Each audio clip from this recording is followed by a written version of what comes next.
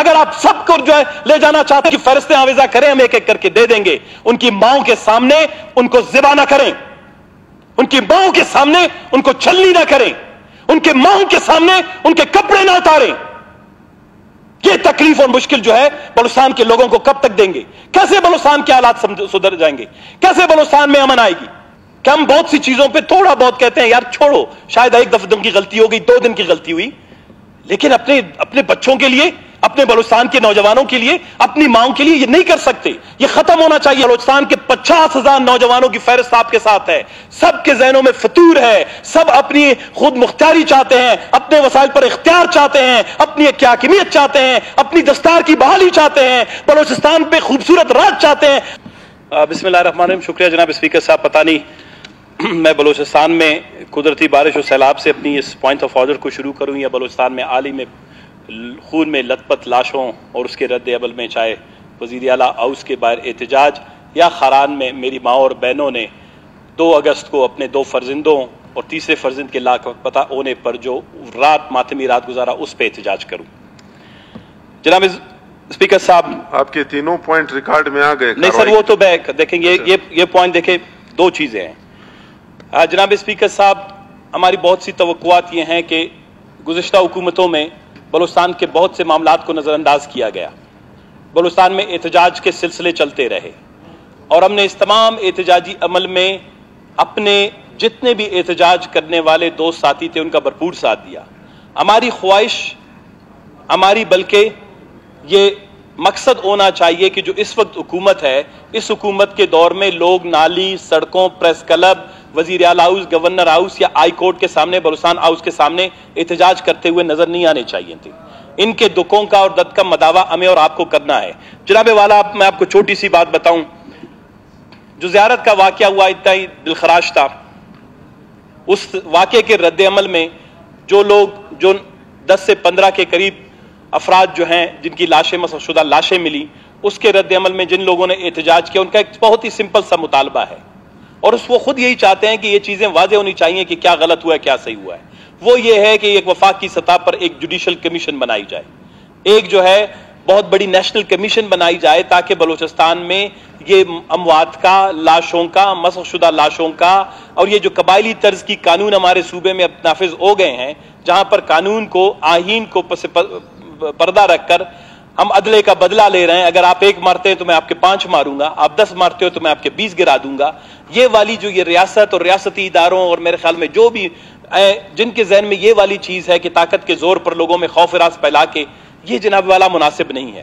ہمیں اس بات کا اندازہ ہے صوبے کے اندر سیکیورٹی کے حالات بڑے مخدوش ہیں، بلوچستان کے اندر حالات بہت گمبھیر ہیں، لیکن ہم سب سے التجا کرتے ہیں کہ ریاستیں اور ریاستی ادارے قبائلی سوچ کے تحت کام نہیں کرتی، وہ یہ آئین کے تحت کام کرتی ہیں، اور آئین نے سب کے لیے ایک رول اور ایک فریم ورک دیا ہوا ہے۔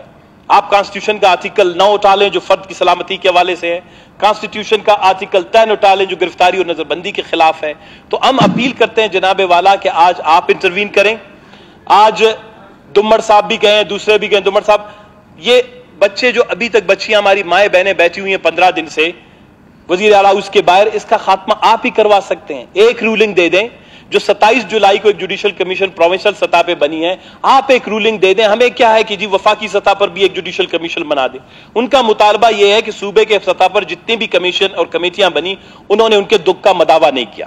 دوسری بات یہ ہے کہ جناب والا، جس دن میں خاران میں تھا، رات کے 2 بجے فائرنگ کی آواز آئی، میں وہاں سیلاب زدگان کے دیکھنے کے لیے، خیر خدا کی مہربانی خاران میں سیلاب نے انسانی جانوں کا نقصان نہیں کیا ہے، لیکن مالی طور پر 2 سے 3 ارب روپے کا نقصان ہوا ہے۔ تو میں اسی خیال میں کہ ہم جا کے اپنے علاقے میں لوگوں کی تکلیف اور مشکلات کے ساتھ سنیں گے، ان کو دیکھیں گے، اور رات کے 2 بجے فائرنگ ہوتی ہے، 1-2 گھنٹے کے بعد پیغامات چلتے ہیں کہ حاجی ثناء اللہ شاہوانی صاحب کے گھر پر دعویٰ بول دیا گیا۔ میں صبح سویرے جب اس کے گھر میں پہنچتا ہوں تو اس کے 3 بیٹے جناب والا اٹھائے گئے ہیں، چھت کے اوپر خون ہے، زمین کے اوپر خون ہے، دیواروں پہ خون ہے۔ حاجی صاحب، آپ کے بچوں نے کیا جرم کیا تھا؟ تو میں اس کے سامنے، حاجی صاحب کے سامنے ملامت ہوا۔ اس کے یہی 2 بچے جو ہیں، اس کا ایک بیٹا آج سے 2 مہینے پہلے مارا گیا ہے، اس کے یہی 3 بیٹے میرے ساتھ آج سے 2 مہینے پہلے DIG کے کمرے میں بیٹھے ہوئے تھے، اپنے بھائی کی، हवाले से कि जी उसके कातलों को गिरफ्तार करें, बजाय अपने भाई के कातलों की गिरफ्तारी के। जनाब वाला रात गए 3 बजे छापा मारा गया। मैंने वहां पर उस वक्त आईजी साहब से बात करने की कोशिश की, बात नहीं हुई। वजीर आला साहब से बात करने की कोशिश हुई, नहीं हुई। इन्होंने बाद में कॉल किया, फिर आईजी साहब ने मुझसे बात की। मैंने कहा अगर आपको ये 3 बच्चे चाहिए थे, आपको क्वेटा से 300 लोग भेजने की जरूरत क्या है? हम पे लोगों का अभी तक एतमाद है। मैं अगर हाजी सनाउल्लाह शाहवानी को कहता कि तुम्हारे 3 बच्चे मुझे कुर्बान करने के लिए चाहिए, मैं आपको ईमान से कहता हूं हाजी सनाउल्लाह मुझे दे देता, मैं आपके हवाले कर देता। यह कहां की बदमाशी है कि आपके पास कानून और आईन के मुताबिक अगर वो घर में सोए हुए थे, जंगल में छुपे हुए नहीं है, किसी रेगिस्तान में नहीं थे, किसी पहाड़ में नहीं थे, अगर वो मफरूर होते किसी दहशतगर्द अदालत से, किसी जगह पर उनके खिलाफ FIR था, फिर आपको इजाजत है जनाबे वाला, आप कहते कि हमने जाके उनके साथ मुकाबला किया। घर में सोए हुए बच्चों को आप उठा के ले जाते हैं और जब 2 लाशें आप वापस भेजते हैं, कहते हैं आपने मेरे साथ, उन्होंने हमारे साथ मुकाबला किया है, इसीलिए 2 मारे गए, तीसरा बच्चा जो है अभी लापता है और उसकी लाश भी पता नहीं जिंदा है या मुर्दा है, और उनके खिलाफ जो भी आप FIR बनाते हैं। जनाबे वाला जब CTD काउंटर टेररिज्म डिपार्टमेंट जब बना, हमने कहा कि ऐसा तो नहीं है कि ये फेस मास्क है।